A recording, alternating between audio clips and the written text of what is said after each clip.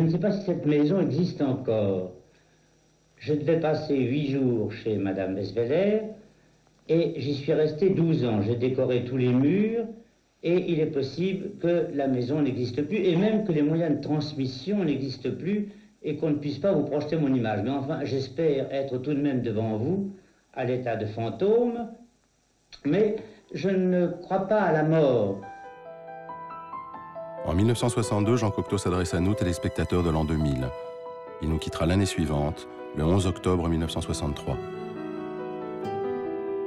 Pour moi, il n'est pas mort parce que je continuerai à penser à son jugement et il continuera à me diriger.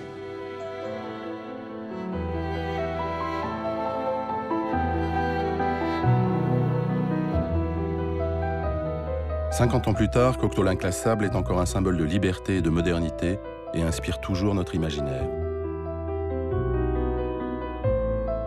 Moi, je dis toujours que je suis une enfant de Cocteau, une enfant terrible, dans le sens qu'il m'a tellement apporté dans son goût de la liberté, dans son goût de la transgression, dans son idée de ne pas avoir de limites et de toujours rechercher le nouveau, ce qui fait frémir, ce qui est oblique, ce qui n'est pas évident, ce qui n'est pas conforme. Il a toujours aidé les gens à avoir leur part de gloire.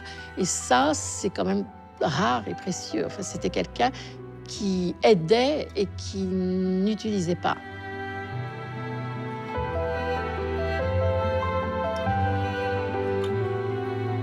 Il n'y avait pas les gens bien, les gens pas bien, les gens riches, les gens pas riches. Non. Il y avait les gens qu'on aimait parce qu'ils faisaient partie de la famille de cœur.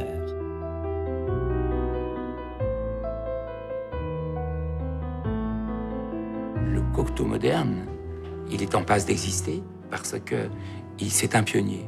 Donc, cette idée de pionnier, cette idée d'homme qui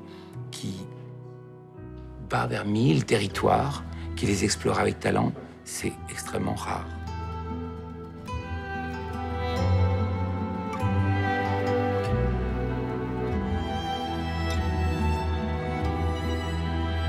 Ce qui est étonnant, c'est que 50 ans après, il n'a pas traversé le purgatoire. Donc ça veut dire que